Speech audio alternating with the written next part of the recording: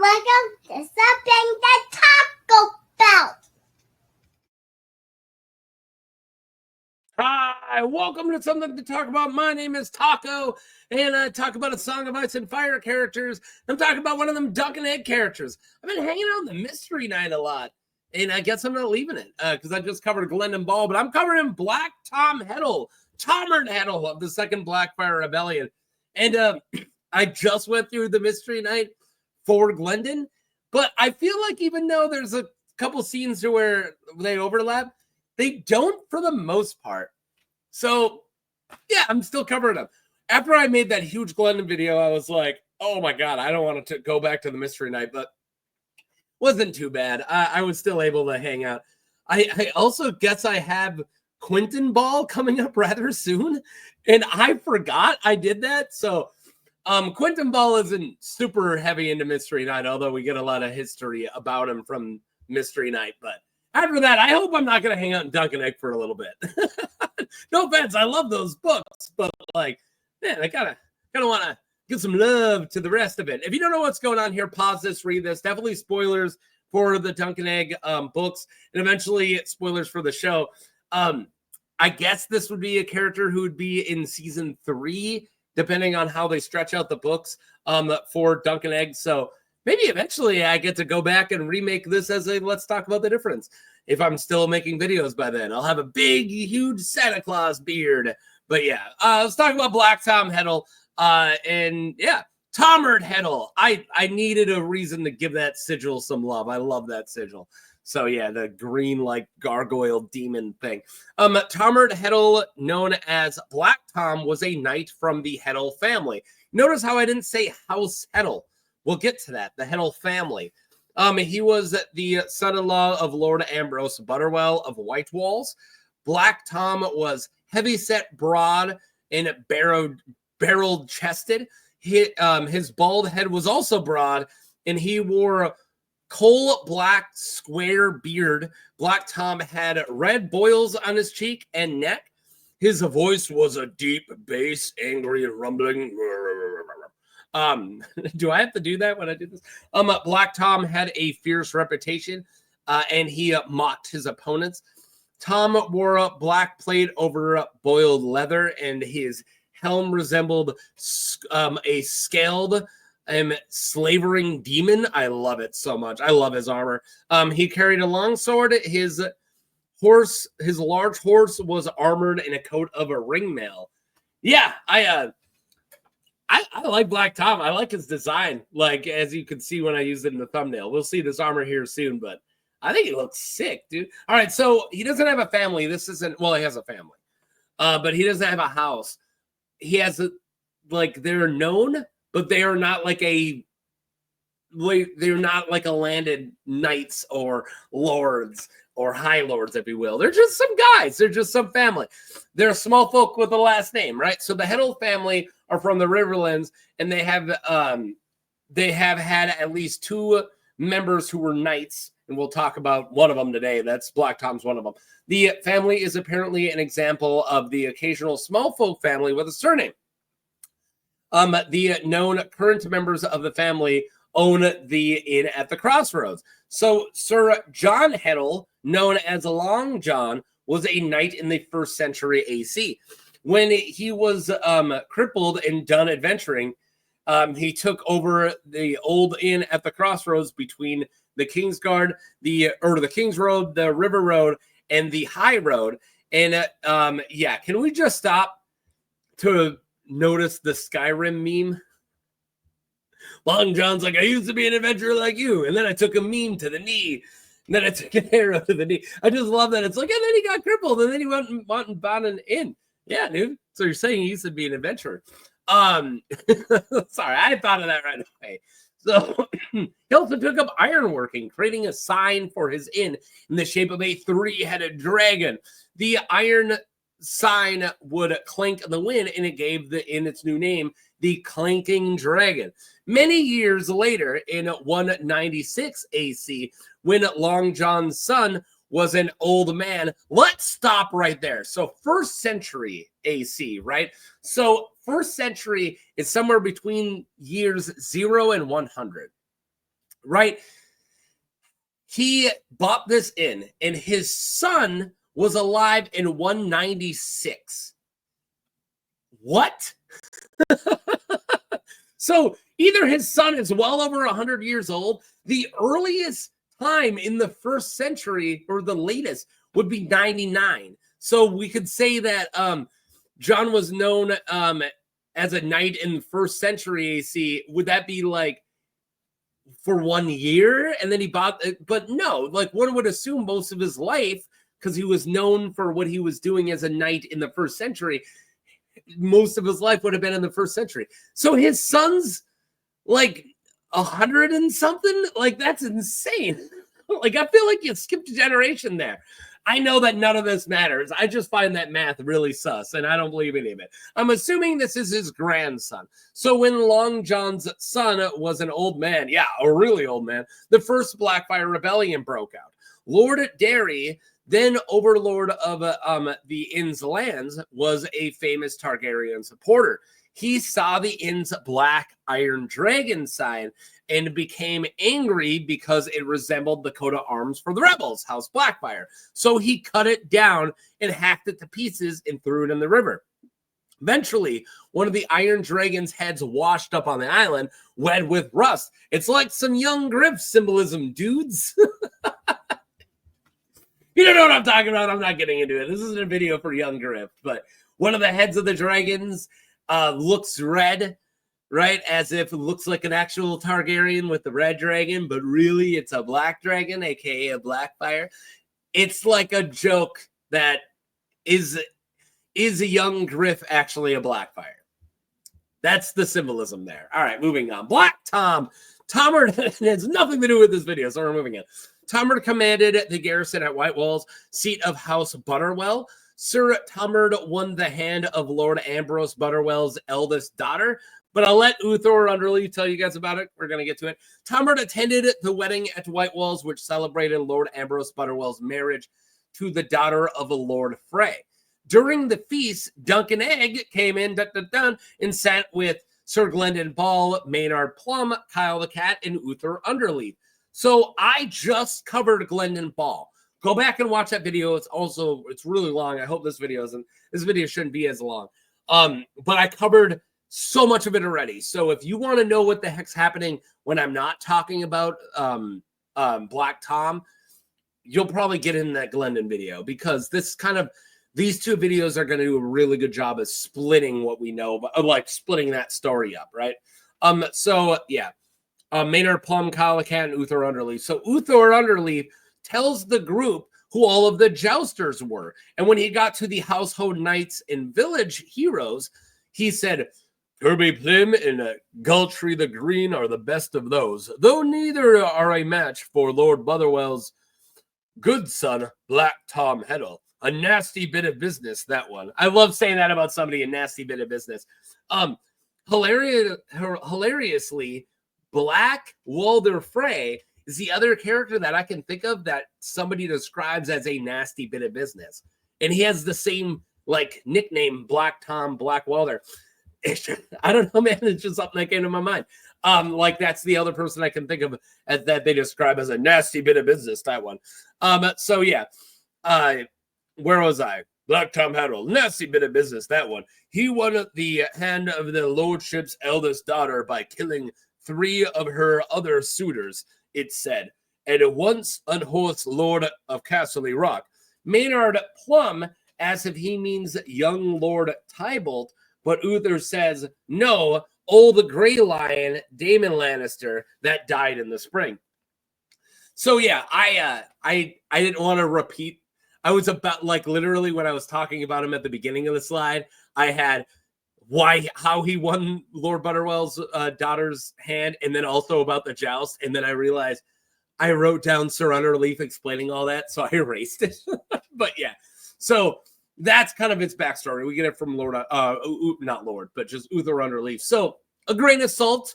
Uthor Underleaf isn't a maester. He's not writing any of this down, but that's what we get for his backstory. He once beat Daemon Lannister in a joust, and also he killed 3 of the other suitors who were trying to get Butterwell's daughter's hand, and now he married Butterwell's daughter. So yeah, voices in the dark. Later that night, Dunk gets drunk and wanders to find a place to pee. Been there, Dunk, been there. He found his way outside and turned around. He got all turned around. And there were some bushes beneath a flight of pale stone steps. I know in the art they look wooden, which is funny. But yeah, they're pale stone steps where he finally got to pee. Somewhere from above him, he hears a voice say, I gotta go low, right? Low and angry. Beggars feast. You've laid before us without bitter steel.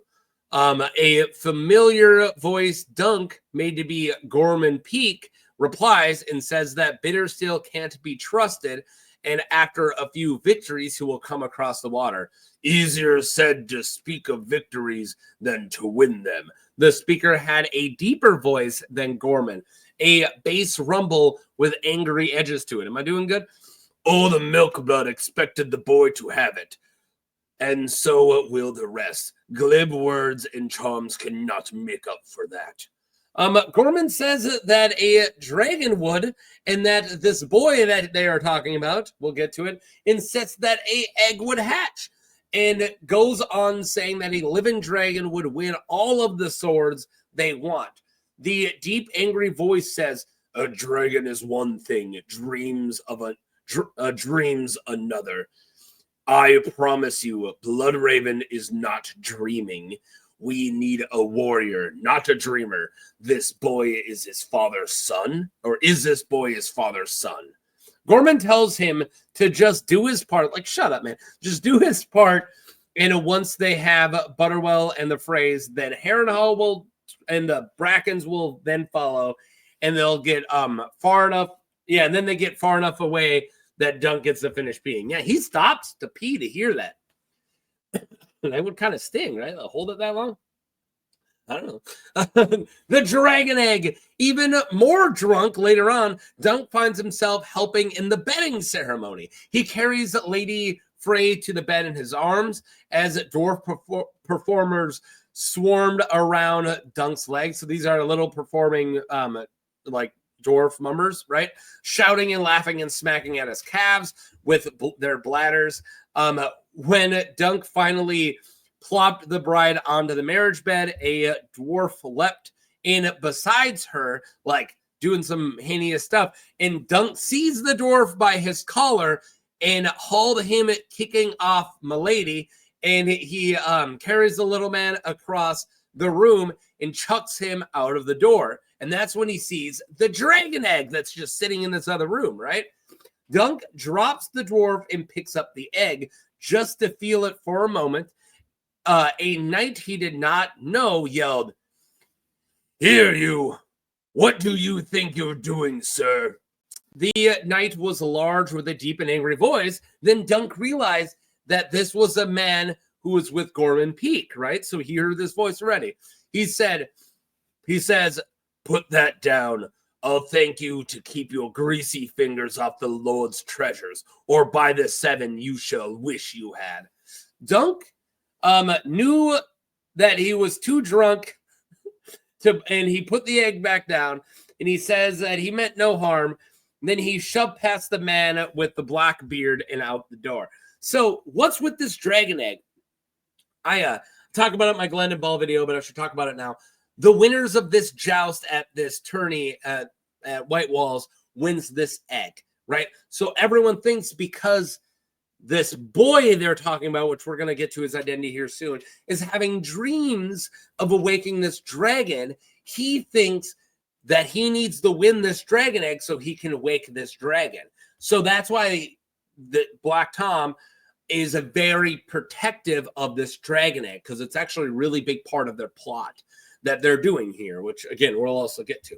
So yeah, like I said, I don't know. I feel like now it's hard to tell this whole story of the third Duncan Egg book from one character's point of view without missing some plot points. So yeah, definitely check out my Glendon Ball video for a lot more of the plot points. And it's an older video before I covered a lot of the details, but I did cover Ambrose Butterwell a while ago too. So yeah, missing egg.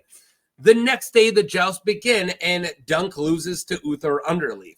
He runs into Kyle the cat, who tells him that Black Tom is beating everybody he comes up against. The same with Glendon Ball and the Fiddler, which is somebody who Jon has now talked to a couple times, or Dunk has talked to a couple times, Jon the Fiddler, right?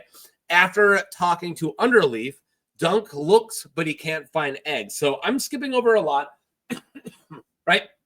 Like I said, I'm only covering Black Tom here. But he has a conversation with Uthor Underleaf about Glendon Ball, which go watch my Glendon Ball video. But he also loses all of his like arms and armor to Uthor Underleaf because he can't pay the ransom to get it back.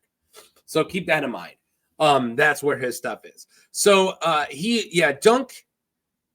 Yeah, so Dunk looks, but he cannot find where Egg is. Dunk got his first good look at Sir Tommard Heddle whilst searching for Egg amongst the crowds about the list. So he finally sees what Black Tom looks like. So he's wearing his awesome demon armor and riding a huge armored horse.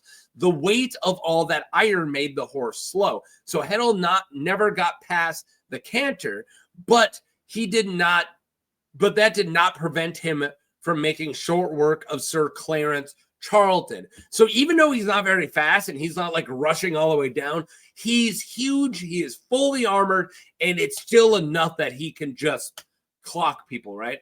Afterwards, Black Tom removes his helmet, and Dunk then recognizes him from the room with the dragon egg and the man with the deep voice that he heard talking to Gorman Peak, Lord Peak, right?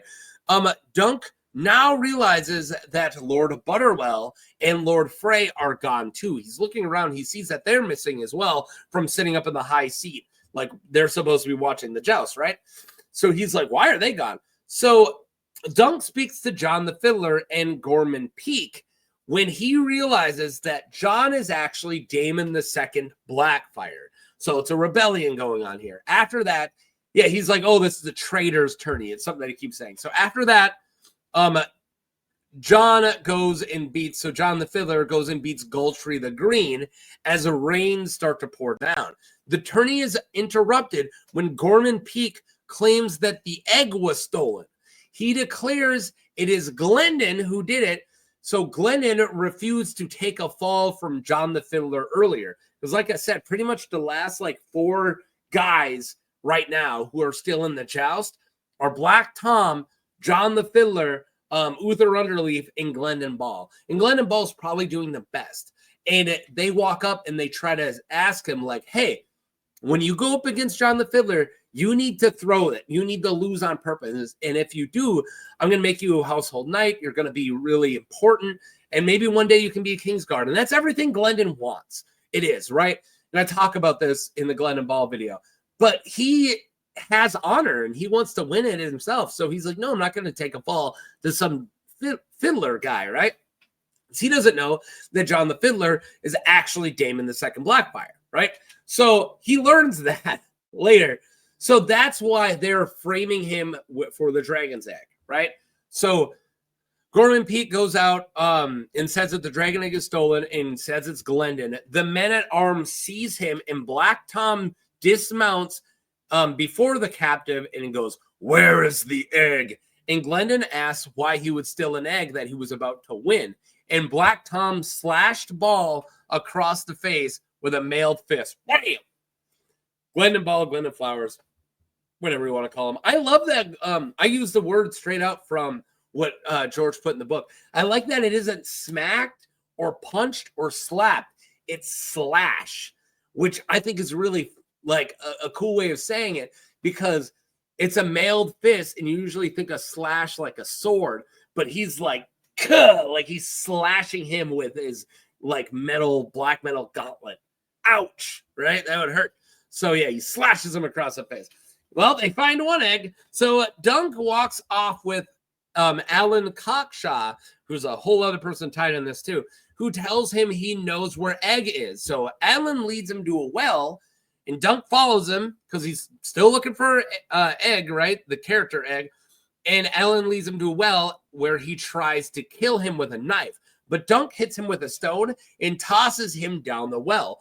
Maynard Plum, maybe one day I'll cover Maynard Plum, arrives and helps Dunk with the cut. And he tells him where to find Egg. He keeps saying he's with the gods. And then Dunk like how much punches him, and he's like, no, I mean he's at the sept, you butthole. Like, yeah, Maynard Plum, Blood Raven, it's Brendan Rivers, tells, it's a bad cough, man. He tells Dunk, like, he's trying to be cryptic, like, oh, you want to find where Egg is? He's with the gods. And he's like, you're being cute. He's like, no, that's a sept. I'm sorry. I thought it could be a little cool. Thought I was just going to want to be a little mysterious. I didn't realize that you're thick as a castle wall and you just punch people who try to give you word puzzles, you dick. He goes to the sept. Or no. First, he goes and gets his sword and shield from Uther's squire, but not his armor. Keep in mind, he goes and gets his sword and shield from Uther Underleaf's squire because he lost it, and he heads to the sept for Egg. He finds Butterwell there praying, and he finds Egg. So Butterwell says that he did Egg no harm, and that he was friends with his dad. So if you don't know, spoilers, right? If you don't know, Egg is Aegon Targaryen, son of Maekar Targaryen, who's now brother to the king at this point. Eventually, both of them become kings, right? He's eventually Aegon the Fifth, right? The unlikely. But keep in mind, right now, he's just Egg, and he's just traveling around with Dunk. He shaves his head so people don't know he's a Targaryen. This is the third book. None of that's covered in this one, but yeah. So Ambrose Butterwell used to be in King's Landing, was a hand of the king for Aegon the Unworthy. And he's like, or no, he wasn't, whatever. I think his grandpa was. It doesn't matter. I'm not getting into the Butterwells right now. But he's like, dude, I know Maekar Targaryen. I'm not going to hurt Egg. Like, no way. Like, that's stupid. Maekar's a beast. And he is. So Butterwell tells him that, yeah, he's friends with his dad. And then Butterwell tells Dunk that Peake planned it all and Black Tom urged it all. So this rebellion is Peake's idea and Black Tom's idea. Egg tells Butterwell that Tom is his champion. He's like, yeah, but Black Tom didn't do it. He works for you. And that if Tom is in on it, he is too. And Butterwell says that they don't understand. And Heddle commands his garrison and is pretty much like in control, right? Like, no, Black Tom's actually kind of in control. And his only loyal guardsmen are the ones that are there with them right now. Like, he has control of my garrison. I only have a couple people. I have to do what he wants, right? So he goes on to say that him and Lord Frey were dubious of the pretender from the start because Daemon II isn't exactly what they signed up for. And Dunk pulls Egg aside, and Egg explains to him that he used his father's ring. So he carries around his father's ring in his shoe and as like proof of who he is to talk to Butterwell and Frey. And then he's scared them so much that Butterwell is now just on his knees praying, and Frey left. Like the father of the bride, the Lord Frey got out of there when he's like, that's a Targaryen. We're having a coup. I'm not part of this coup. Bye. And yeah, he left. So just then the sept's doors open with a clash, and Dunk turned to find Black Tom Heddle, the character we're talking about, glowering in mail and plate, and a dozen men-at-arms stood behind him, armed with spears and axes. And Dunk thinks, oh, 7 bloody hells. And Heddle says, there's the boy. Take him. I'm getting better on my Black Tom Heddle. Better with a sword. So Butterwell tries to stop them, but Heddle's face twisted in contempt and says, not all of us have a milk running in their veins, your lordship. All have the boy. It's kind of hurt my throat. Butterwell explains that their cause is lost and the Freys are gone and Maekar is coming with an army. Heddle says, all the more reason to take the boy as a hostage. Butterwell says that he wants no part in Peake or his pretender. Black Tom looked coldly at his lord and said, Craven, say what you will. You'll fight or die, my lord. A stag to the first man to draw blood. He says, pointing at Egg. Sorry, that voice is making me cough. Butterwell commands the guards to stop. But all the guards stop in confusion, right? So, like, he has his own guards. Black Tom comes in with guards, but they all technically answer to Butterwell, although more of them are more loyal to Black Tom. So he's like, first one to draw blood, pointing at Aegon or Egg. Oh, sorry, Egg. And then Butterwell's, no, guys, don't. And they're like, who do I listen to, my like direct boss or my boss? Like, what am I supposed to do here? So they all just kind of stop. And Black Tom draws his longsword and he says, must I do it myself then? And Dunk draws his sword and tells Egg to get behind him. Butterwell tells him to put the weapons away and he will have no blood in the sept. Then tells Tom that Dunk will kill him. He's like, dude, that's his protector. Like, he's probably really good. And then Tom grins and says, only if he falls on me, because Dunk is huge. I saw him try to joust. Yeah, Dunk lost jousting earlier, and Dunk's horrible at jousting. But Dunk informs him that he is much better with a sword. And Heddle answered with a snort and then charges at him, right? So Dunk shoves Egg away and turned to meet Tom's blade. He blocked the first cut, but the jolt of Black Tom's sword hitting his shield held with the arm that he already got hurt. Sorry, I think I talked about it, but when Alan Cockshaw tried to toss him into the well, he cut his arm, right? And Maynard Plum did his best to bandage it, but now that's his shield arm. He's holding a shield with it. So when he's taking these really hard, heavy blows, oh my God, like it super hurts, right? So that's what's going on. So the bandage arm hurt like hell. He slashed at Heddle's head, but Black Tom slipped away and hacked at him again. So much better with a sword. Dunk barely got his shield up that time, and Tom laughs as pine chips flew. He pressed his attack, low and high and low again. Dunk blocked with his shield, but every blow was agony, and he found himself giving ground. Egg tries to cheer Dunk on, and Dunk has blood in his mouth, and his arm wound is now open again. He starts to go dizzy as Tom starts to cut his shield apart. Dunk backs up against an altar and kneels to one knee. Black Tom says, "You are no knight. And are those tears in your eyes, Ulf?" Dunk pushes off his knee and slams the shield in the Black Tom. Just starts using his big, huge size, right? Tom stumbles backwards, but kept his balance. Dunk bowled right into him, smashing him with his shield. Like, he just starts really hitting him with his shield, like just shield bashes him out, right? Using his size and his strength to knock Heddle halfway across the sept. He swings his shield aside and slashes with his longsword. Heddle screamed as the steel bit through wool and muscle deep into his thigh, so it cuts into his leg. Tom swings wildly, but the blow was desperate and clumsy.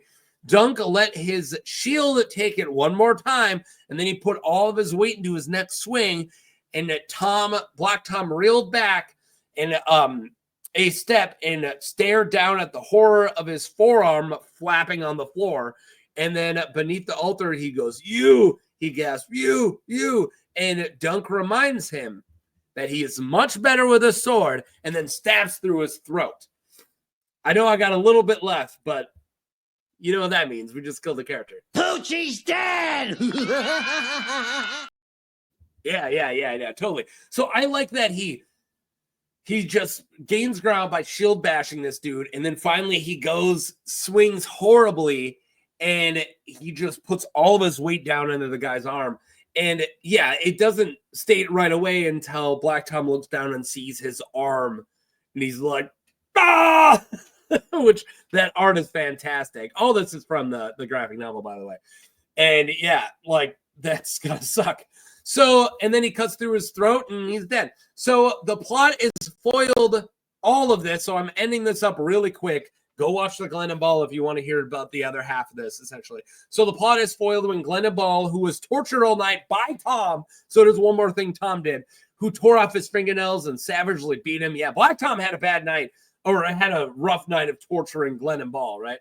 So he beat Daemon II in the joust, and then Blood Raven showed up. So like I said, I'm ending it really quickly, but go watch that video if you want more detail. But finally, Glenn and Ball, like, gets a chance to do like a trial, like kind of like a trial by combat and a joust, and then immediately beats Daemon the Second Blackfyre, and everyone sees that he is not very great. They already lost to Butterwells, they already lost to Freys, and now he's down in the mud. So when Bloodraven shows up with his giant army, it's over. Like there is no rebellion, right? So deal with the devil. So I found no theories for him. I saw one guy like saying, hey, I thought he had a male fist, how was his arm cut off? But they do state, and when he comes in, he's wearing chainmail, he's wearing different armor. That's all I could find. Like he's wearing different armor in the fight in the sept than when he was he's not wearing his demon armor, right? Like what he was when he was jousting. So that's it. But I can pull some symbolism out of my butt. So since I couldn't find any good theories, I'm going to pull out some symbolism. And there are really good parallels between Black Tom and Fireball that I enjoy. So Black Tom is the, quote, Quentin Ball, the Fireball of the Second Blackfyre Rebellion. So Quentin Ball, which I'm going to do a video for him in a couple weeks, was at part of the first Blackfyre Rebellion, right? So he's kind of, Black Tom's kind of like the Fireball role for the Second Blackfyre Rebellion. So yeah, he is a chief instigator, just like Fireball was. He's not the chief, but he has a main instigator, right? So Fireball and Bittersteel convinced Daemon the First Blackfyre to have the first Blackfyre Rebellion. And the second one was Gorman Peak, kind of in the Bittersteel role, and Black Tom was in the Fireball role. Fireball was a master at arms at the Red Keep, and Black Tom is the commander of the garrison. It's not the same job, but it is very similar. I know it's not the same, but you are kind of in charge of the men at the garrison, right? And they both have this weird connection where they both defeated Daemon Lannister, one at a tourney and one in battle, because Fireball defeated Daemon Lannister in a battle during the Blackfyre Rebellion. And that's actually kind of cool that they both had this weird connection where both Black Tom and Fireball defeated Daemon Lannister. And Glendon Ball should have been Daemon II's Fireball, but they picked Black Tom instead, who tortured Glendon all night, right? His armor being like black and demonic, along with a sigil, which is like has a demon on it too, is like the instigators. So Daemon II and Gorman Peak made a deal with the devil instead of the bastard, and they lost for it. Where maybe they could have picked Glendon Ball to be kind of like their main warrior, but instead they went with Black Tom, and they paid for it. And since he's like dressed as a devil, it's like making a deal with the devil instead. Like I said, I pulled this out of my butt, so there's not a lot of going on with it. It doesn't hold a bunch of water, but I thought it was good, and I think I'm onto something a little bit. But I really do think of like that role for Fireball, Black Tom was in this time. That's all I got. I wanted this to be a shorter video, so I'm going to end it now. Let me know what you guys think of Black Tom. Do you like him as a character? I think he's great, but that's mostly because I'm a sucker for that armor. It's so sick. Look at it. Boom. All right. Go watch my Glendon Ball video. You can even go check out my Ambrose Butterwell video if you wanted. I think those are my main characters that I've covered for the Second Blackfyre Rebellion. Maybe one day. I think Maynard Plum's somewhere on my list. I hope he's not right away. Because during my Glendon Ball video, I'm like, oh, I think maybe I'm covering Quentin at some point, and it's like right after. Like it's soon. So, yeah. Those three, like pretty much right in a row. But, yeah. Okay. That's all I got. Click like, subscribe if you made it that far. Sorry about my coughing. I'm getting over some sickness I had for the last couple weeks. So, yeah. Thank you, and peace.